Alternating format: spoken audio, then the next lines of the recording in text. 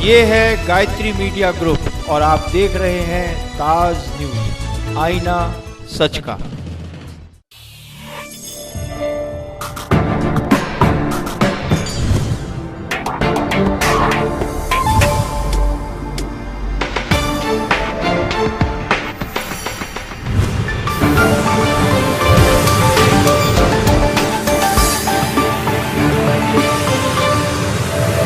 नमस्कार, ताज न्यूज के इस बुलेटिन में स्वागत है आपका। मैं हूं मीनू सिंह और आइए खबरों की शुरुआत करते हैं सुर्खियों के साथ। सेवला सराय स्थित नाला बना दर्जनों दुकानदारों के लिए मुसीबत। व्यापारियों ने भाजपाई नेताओं के साथ मिलकर लगाई मुख्य विकास अधिकारी से न्याय की आस। उत्तर प्रदेश सेवा आयोग के अध्यक्ष के निवास पर हुआ बवाल। भाजपा के लिए बना मुसीबत। भाजपाई और संघ पदाधिकारी मिलकर बना रहे हैं आगे की रणनीति। बारिश के कहर से लगातार जारी है किसानों की मौतों का सिलसिला। एक और किसान की गई जान, नहीं सह सका फसल की बर्बादी का सदमा। और बहुजन समाज पार्टी की सुप्रीमो ने किया पार्टी में व्यापक बदलाव। लोकसभा प्रभारी पद को किया समाप्त, संगठन को नया रूप देने की कवायद। शुक्रवार को न्यू आगरा थाने पर हुआ बवाल भाजपा के लिए अब चुनौती बन गया है। गंभीर धाराओं में मुकदमा दर्ज होने के बाद भाजपाई संघ पदाधिकारियों से मिलकर पूरे प्रकरण को राष्ट्रीय स्तर पर उठाने की मांग कर रहे हैं। गौरतलब है कि एबीवीपी कार्यकर्ता यूपीपीसीएस चेयरमैन अनिल यादव के आवास पर प्रदर्शन के दौरान पुलिस की लाठियों के शिकार हुए थे। शुक्रवार को अखिल भारतीय विद्यार्थी परिषद के कार्यकर्ता कमलानगर में प्रदर्शन कर रहे थे। यूपीपीसीएस चेयरमैन अनिल यादव के घर पर प्रदर्शन के दौरान एबीवीपी पदाधिकारियों की पुलिस से तीखी झड़प हुई थी। अनिल यादव समर्थकों ने एबीवीपी नेताओं को दौड़ा कर पीटा था। पुलिस ने मौके से कई छात्र नेताओं को गिरफ्तार कर लिया। गिरफ्तार एबीवीपी नेताओं की रिहाई की मांग को लेकर भाजपा नेता न्यू आगरा थाने पर पहुंच गए थे। पुलिस ने विद्यार्थी परिषद कार्यकर्ताओं समेत भाजपाइयों के खिलाफ भी गंभीर धाराओं में मुकदमा दर्ज किया है। कल जिस तरह से अखिल भारतीय विद्यार्थी परिषद के कार्यकर्ताओं के साथ वहाँ गुंडागर्दी अनिल यादव के गुंडों ने किया, पुलिस इस केस को टोटली एक तरफा ले जा रही है और वही भाषा बोल रही है जो अनिल यादव के परिवार के लोग बोल रहे हैं। टोटली सत्ता के दबाव में, चूंकि अनिल यादव मुख्यमंत्री जी के नाक के बाल हैं, तो उनको बचाने का काम कर रही है। पूरे प्रकरण को लेकर भाजपा नेता अब आगामी रणनीति बनाने में जुट गए हैं। सूत्रों के मुताबिक संघ कार्यालय माधव भवन पर मामले को राष्ट्रीय स्तर पर उठाने की रणनीति बनाई गई। भाजपा महानगर अध्यक्ष नागेंद्र गामा ने सपा सरकार पर गंभीर आरोप लगाए हैं। पुलिस प्रशासन पर सवालिया निशान लगाते हुए भाजपा नेता ने पुलिस को प्रदेश सरकार की कठपुतली बताया। फिलहाल शुक्रवार का बवाल भाजपा नेताओं के लिए मुसीबत बन गया है। ग्वालियर रोड के सेवला सराय में नाले की वजह से 2 दर्जन से ज्यादा दुकानों पर संकट के बादल मंडरा रहे हैं। पीड़ित व्यापारियों ने भाजपा प्रतिनिधि मंडल के साथ मुख्य विकास अधिकारी से मुलाकात कर समस्या के समाधान की मांग की। व्यापारी नेताओं ने इस मौके पर सपा सरकार पर व्यापारियों के उत्पीड़न पे भी गंभीर आरोप लगाए हैं। नगर निगम द्वारा बनाया जा रहा नाला व्यापारियों के लिए मुसीबत बन गया है।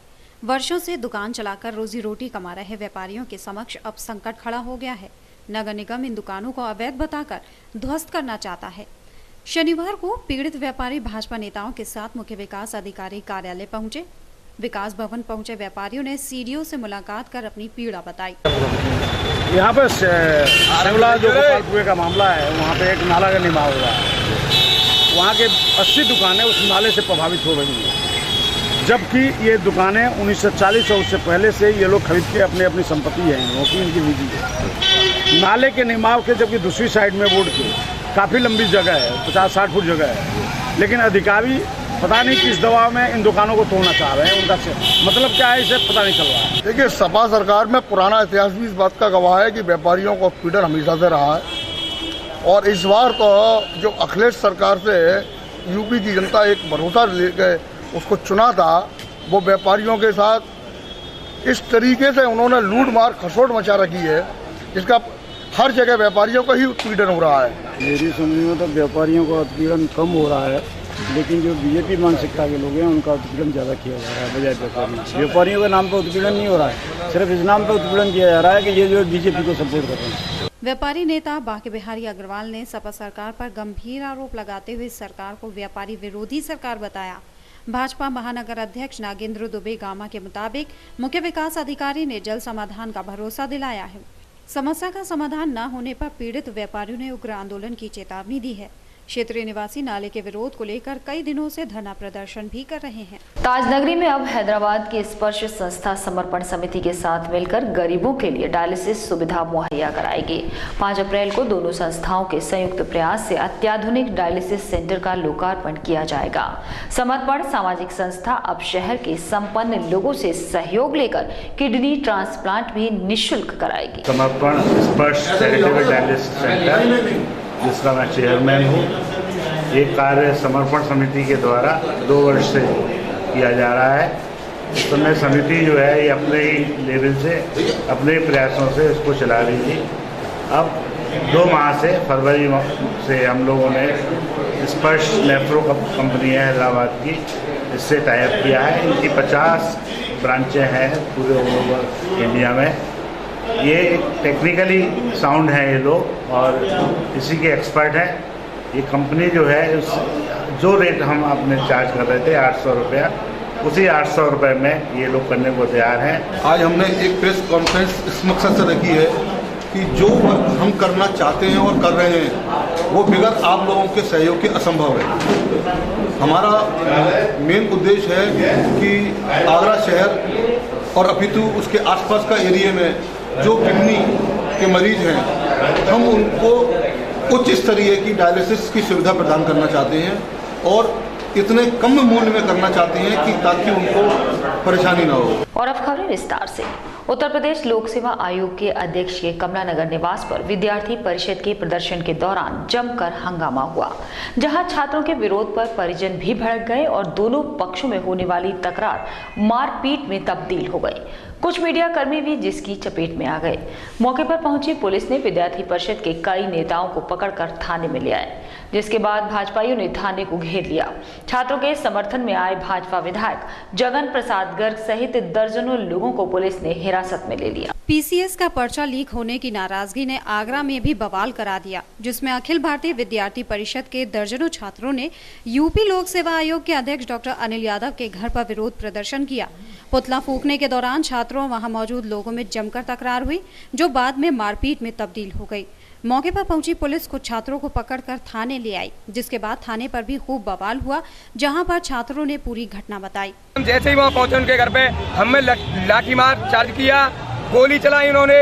उनके जो भाई हैं छोटे, उन्होंने बच्चों पे रिवॉल्वर तानी। जो बच्चे मासूम हैं, जो बच्चे अपनी बात कहने गए, उन पे उन्होंने गोलियां चलाई। और पुलिस की बर्बरता देखो कि बच्चों पे लाठी चार्ज किया, दौड़ा दौड़ा के पीटा है बच्चों को। और बच्चों को पीटा ही नहीं, घरों में बंद कर करके पीटा उन्होंने। रिवॉल्वर निकाल के लड़कों के सीनों पे गोली चलाई है। और पुलिस वालों ने कुछ नहीं कहा। हमारे कुछ साथी लोगों को हिरासत में लिया है। 5-6 लोग हैं, जिनमें अभी हमें पता नहीं है कि कौन कौन है। तरीके से शांति तरीके से प्रदर्शन कर रहे थे। वो लोग घर से निकले, लाठी डंडे लेके निकले, हम लोगों पे पथराव किया, मारा पीटा। कई सारे मीडिया वाले भी घायल हुए हैं। हम लोग शांति तरीके से प्रदर्शन कर रहे थे। ये लोकतांत्रिक अधिकारों का हनन है। साथ ही हम लोग अभी हमने अपने प्रदेश के नेतृत्व को बताया है, ये जो है पूरे प्रदेश भर हम लोग इसको लेके आंदोलन करेंगे। सूचना मिलने पर भाजपा नेताओं ने भी छात्रों के समर्थन में थाना घेर लिया, मगर सत्ता के दबाव में उनकी एक न चली और पुलिस से उनकी खूब जिरह हुई। भाजपा विधायक जगन प्रसाद गर्ग से भी इस दौरान बदतमीजी हुई, जिन्होंने पुलिस पर एक तरफा कार्रवाई का आरोप लगाया। परिषद के लोग घेराव करने, धरना करने, प्रदर्शन करने अनिल यादव के अधिकारी के यहाँ घर पर गए थे, लेकिन वहाँ के लोगों ने वहाँ पर उन पर पत्थर फेंके, गोली चार्ज की, तो उससे वहाँ अफरा तफरी फैल गई और विद्यार्थी परिषद के लड़कों को यहाँ ला के गिरफ्तार कर लिया। उनके खिलाफ डकैती का मुकदमा कर रहे हैं। तो हम उसकी सच्चाई के लिए यहाँ आए थे। तो ये बताइए, पुलिस की क्या कार्रवाई, क्या संतुष्ट है आप पुलिस? हम पुलिस की कार्रवाई से बिल्कुल संतुष्ट नहीं है। विद्यार्थी परिषद घर में अंदर जाके प्रदर्शन नहीं किया, बाहर प्रदर्शन किया था, क्योंकि वो उनका कार्यालय, भले ही वो घर है लेकिन उन्होंने कार्यालय बना रखा है, इसलिए वहाँ जाना कोई वो वाली बात नहीं है, उसमें कोई रुकावट नहीं होती है। ये कह रहे हैं उनके घर पे, घर उन्होंने क्यों बना रखा है कार्यालय? उन्होंने घर ही कार्यालय बना रखा है। पुलिस एक तरफा कार्रवाई कर रही है, किसी दबाव में? पुलिस एक तरफा कार्रवाई दबाव में कर रही है, निश्चित रूप से दबाव में कर रही है। क्या आपकी तरफ से मुकदमा लिखवाने के लिए बात हमारी कोशिश की जा रही है, वो मना कर रहे हैं। अगर वो मना करेंगे तो हम यहाँ धरना देंगे। किस तरह से आपकी बदतमीजी कराई गई? वो कुछ उनके वकील साथी होंगे, उनके कोई मित्र वगैरह, दोस्त वगैरह, रिश्तेदार वगैरह, उन्होंने यहाँ के कहा कि तुम यहाँ पे उनका पक्ष नहीं लोगे। पक्ष लेना हमारा जरूरी है, सही सत्यता की जांच हो, उधर से भी रिपोर्ट दर्ज हो तो इधर से भी रिपोर्ट दर्ज, क्योंकि इधर भी विद्यार्थी वर्ष लड़कों के साथ चोटें आई हैं, तो उनका डॉक्टरी मुआयना हो और उनकी FIR दर्ज हो। हिरासत में लिए गए छात्रों के खिलाफ मुकदमा लिखे जाने से भगवा खेमे में नाराजगी दिखी, जिसके विरोध को देखते हुए पुलिस ने विधायक जगन प्रसाद गर्ग को भी हिरासत में ले लिया और बाद में उन्हें पुलिस वैन में बिठाकर थाने से ले जाया गया। इस पूरे घटनाक्रम में दर्जन भर छात्र छात्राओं पर संगीन धाराओं में मुकदमा लिखा गया है। नाला काजीपाड़ा क्षेत्र में व्याप्त समस्याओं के लिए इलाकाई लोगों ने क्षेत्रीय विधायक से रोया अपना दुखड़ा। इलाके में फैली गंदगी और जलभराव की समस्या से आजिज आए लोगों ने विधायक को पूरे मोहल्ले में घुमाया और हालात दिखाते हुए निजात दिलाने की मांग की। यहाँ बताते चले कि आने वाले दिनों में यहाँ से विशाल अंबेडकर शोभा यात्रा भी निकलती है, जिसकी तैयारियों को लेकर भी क्षेत्रीय लोग चिंतित हैं। आगरा छावनी क्षेत्र स्थित नाला काजीपाड़ा इलाका नगर निगम और अन्य प्रशासनिक विभागों की अनदेखी की सजा भुगत रहे हैं, जिन्हें क्षेत्र में व्याप्त समस्याओं के बीच जीना पड़ रहा है। स्थानीय लोगों द्वारा इन समस्याओं से वाकिफ कराए जाने पर क्षेत्रीय विधायक गुटियारा लाल दुबेश मौके पर पहुंचे और हालातों का जायजा लिया। उन्होंने जनता की समस्याएं सुनने के बाद कई जगहों का मौका मुआयना भी किया और निदान कराने का भरोसा दिलाया। आगरा शहर महत्वपूर्ण जगह है जहाँ बाबा साहब आए थे और यहीं से शोभा यात्रा का शुभारम्भ हुआ है। तो यहाँ नगर निगम के अधिकारियों द्वारा मैंने अवगत कराया है कि यहाँ लाइट की व्यवस्था, जो नाले में गंदगी है और 2-3 कम्युनिटी हॉल हैं बाबा साहब के नाम से, उनकी रंगाई पुताई और कुछ नाला क्षतिग्रस्त है, उसका भी मैंने उनको अवगत कराया है। विधायक के बुलाने पर कुछ ही देर में नगर निगम के अधिकारी भी मौके पर पहुंच गए, जिन्होंने विभाग की ओर से जल्द ही काम शुरू कराने की बात कही।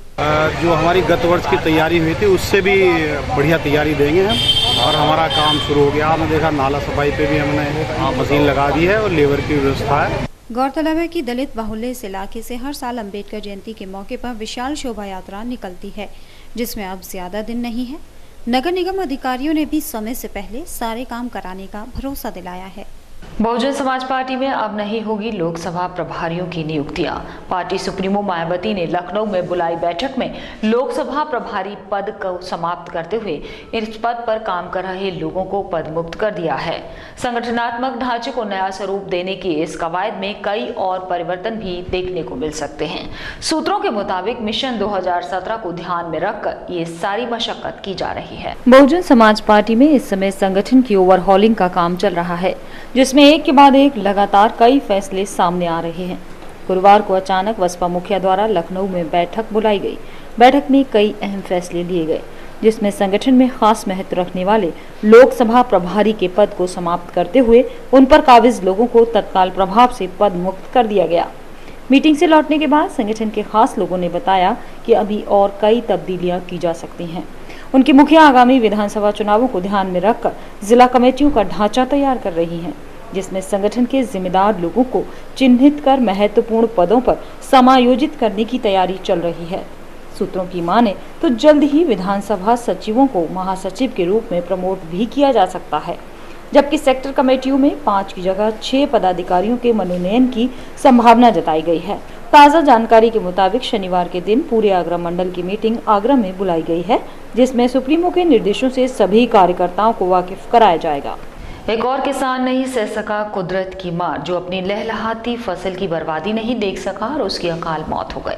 मामला तहसील फतेहाबाद क्षेत्र का है, जहां का गरीब हुलाराम अपनी 15 बीघा खेती के बर्बाद होने का सदमा नहीं सह सका और हार्ट अटैक पड़ने से उसकी मृत्यु हो गई। मौसम की मार इस समय खेत और खलिहानों में कहर बनकर बरस रही है, जिससे बेचारे किसान की साल भर की मेहनत चंद घंटों में तबाह हो रही है। फतेहाबाद क्षेत्र के दुर्जीपुरा गांव के किसान हुलाराम की भी 15 बीघा खेती बेमौसम की बारिश से नष्ट हो गई, जिसका सदमा बेचारा गरीब किसान नहीं सह सका और विपरीत आर्थिक परिस्थितियों ने उसकी जान ले ली। परिजनों ने बताया कि फसल बर्बाद होने से हुलाराम को भारी सदमा पहुंचा था और अचानक हार्ट अटैक पड़ने से उसकी मौत हो गई। हो गया आलू की खेती करी थी 15 बीघा यहाँ पर, आलू भेज पे ले गए खेती। आलू से इसकी आलू खत्म होने थे, आलू की फसल बर्बाद होने थे, इनको अटैक। गौरतलब है कि हुलाराम के परिवार में उसकी पत्नी के अलावा 6 बच्चे हैं, लेकिन खास बात तो ये है कि उनमें से 3 बेटियां और 2 बेटों की अभी शादी तय भी नहीं हुई है। आर्थिक तंगी और फसल की खराबी का सदमा हुलाराम नहीं सह सका। उसकी मौत से पूरे इलाके में शोक का माहौल है। खबरों का सिलसिला लगातार चल रहा है, लेकिन वक्त तो चला है एक छोटा सा ब्रेक लेने का।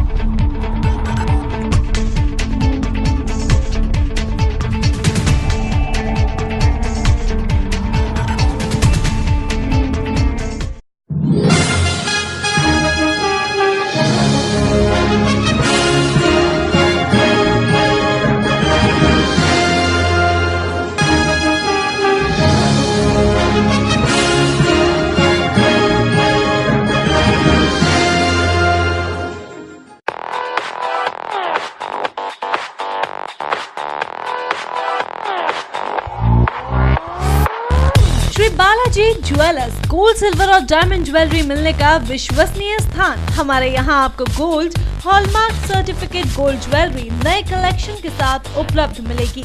संपर्क करें Shri Balaji jewellers, fortune tower near Kargil petrol pump, Agra. Phone number 9719333563 और 9759333992।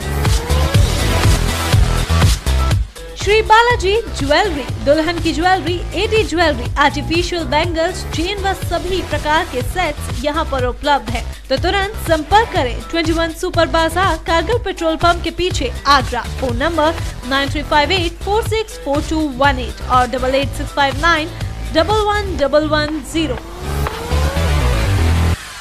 Give your child the best start in life with the International School Agra's unique blend of academics, experiential learning, life skills, spoken English and human values. The school is professionally managed by Bangalore-based Stratagem EduServe, India's leading education partner, and also offers America's leading sports program from Kuhu Sports. Admissions open from KGI to grade 6. Campus located at Fatehabad Road. For admissions, call 07055004999 or 4449. Nandini group का एक और कदम, Nandini state. अब कागारौल में एक ऐसी colony जहां आप पा सकते हैं पक्की सड़क, स्वच्छ जल, बिजली की सुनिश्चित आपूर्ति, हरे भरे पार्क, भव्य मंदिर, कॉमर्शियल प्लॉट और दुकान, वो भी बहुत कम कीमत में। ये सब सुविधा कागारौल में गेटबंद कॉलोनी यानी नंदिनी स्टेट में। अब गांव को शहर बनाना है, हमारा सपना आपका घर हो अपना। नंदिनी स्टेट।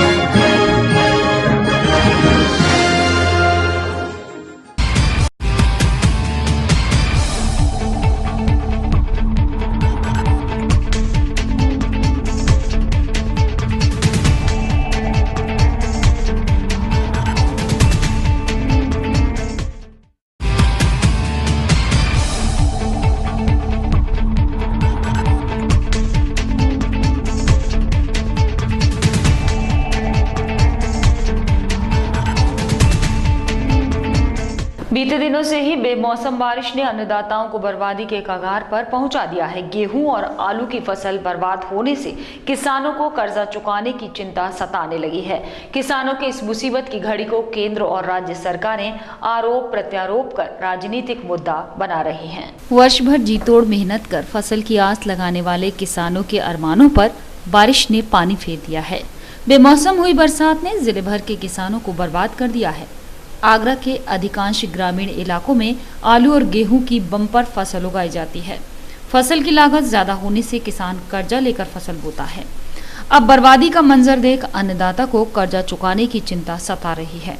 बीते दिनों से कई किसान इस चिंता की वजह से जान तक गंवा चुके हैं।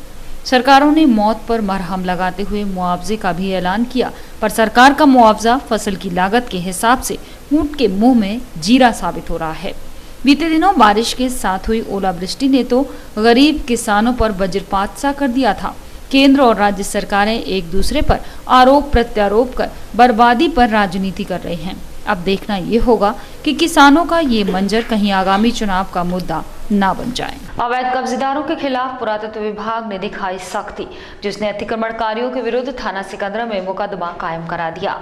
दरअसल ऐतिहासिक स्मारकों के आसपास जमा स्थायी और अस्थायी अतिक्रमण से वहां आने वाले सैलानियों को खासी परेशानी उठानी पड़ती है। विभाग के इस कार्रवाई के बाद जिस पर अंकुश लगने की उम्मीद जताई जा रही है। सुप्रीम कोर्ट के आदेश अनुसार ऐतिहासिक स्मारकों के 500 मीटर के दायरे में किसी प्रकार का अतिक्रमण नहीं होना चाहिए, लेकिन अवैध कब्जेदारों को इससे कोई फर्क नहीं पड़ता, जिसके चलते इन ऐतिहासिक स्मारकों के पास न जाने कितने ही होटल, दुकानें और ठेल ढकेल हैं, जिन्हें विभाग लाख कोशिशों के बाद भी हटा पाने में असमर्थ है।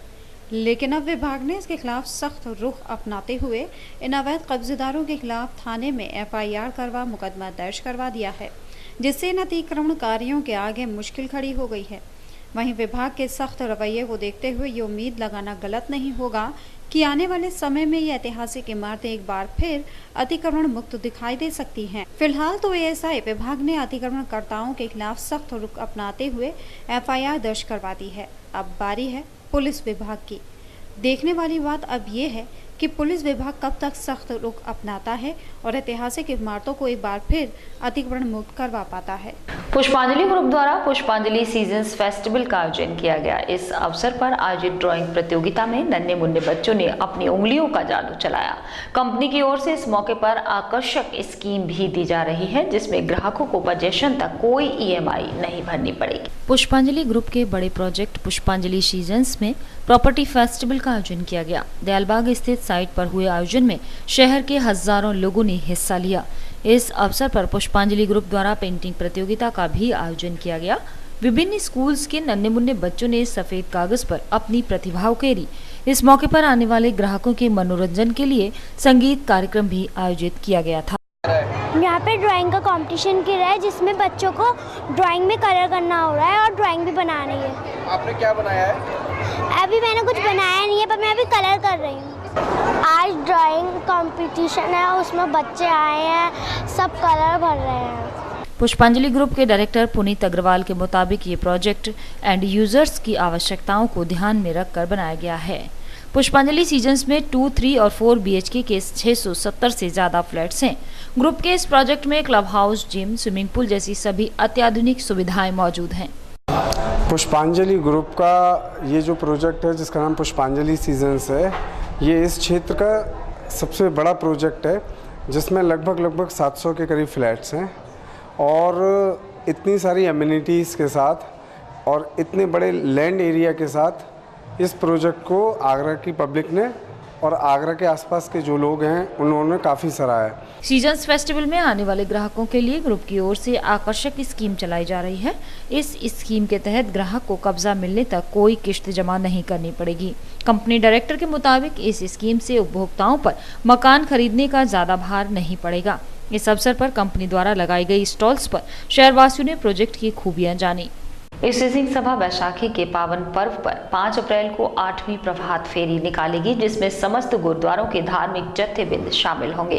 प्रभात फेरी का शुभारंभ जयपुर हाउस प्रताप नगर से किया जाएगा, जिस क्षेत्र में भ्रमण कराकर लोहा मंडी रामलीला पार्क पर समापन होगा। ये जानकारी पत्रकार वार्ता के दौरान स्त्री सिंह सभा द्वारा दी गई। शुक्रवार को स्त्री सिंह सभा द्वारा एक जयपुर हाउस आर्य समाज मंदिर में पत्रकार वार्ता का आयोजन किया गया, जिसमें 5 अप्रैल को निकलने वाली विशाल प्रभात फेरी की जानकारी दी गई। पत्रकार वार्ता के दौरान बताया गया कि इस प्रभात फेरी को 8 सालों से निकाला जा रहा है, जिसमें साल दर साल वृद्धि होती जा रही है और अपनी अलग पहचान क्षेत्रीय लोगों में बना रही है। हमारी जो है ये हम प्रभात फेरी का 5 अप्रैल संडे को प्रभात फेरी का आयोजन किया गया, जो सुबह 5 बजे से रामलीला पार्क से शुरू होके जयपुर हाउस प्रताप नगर और आसपास के इलाकों से होती हुई फिर 9 बजे राम मंदिर पार्क पर समाप्त होगी। पत्रकार वार्ता के दौरान स्त्री सिंह सभा की अध्यक्ष रानी सिंह ने बताया कि जयपुर हाउस रामलीला ग्राउंड से निकलने वाली 8वीं विशाल प्रभात फेरी को पूरे जयपुर हाउस क्षेत्र में भ्रमण कराया जाएगा और वापस लोहा मंडी श्री राम मंदिर पार्क में इसका समापन होगा। बैसाखी के पावन पर्व के उपलक्ष्य में निकलने वाली इस प्रभात फेरी में सभी गुरुद्वारों और धार्मिक जत्थेबंदियों के लोग शामिल होंगे। साथ ही पंजाबी और सिंधी समाज के सहयोग के साथ इस प्रभात फेरी को शानदार तरीके से निकाला जाएगा। प्रातः 5 बजे से निकलने वाली इस प्रभात फेरी के समापन पर बाबा प्रीतम सिंह जी सभी सहयोगियों का सम्मान करेंगे और अंत में लंगर का प्रसाद बांटा जाएगा। और इसी के साथ फिलहाल बुलेटिन में सिर्फ इतना ही। अगले बुलेटिन में नई खबरों के साथ आपसे फिर होगी मुलाकात। जुड़े रहिए ताज न्यूज के साथ। नमस्कार।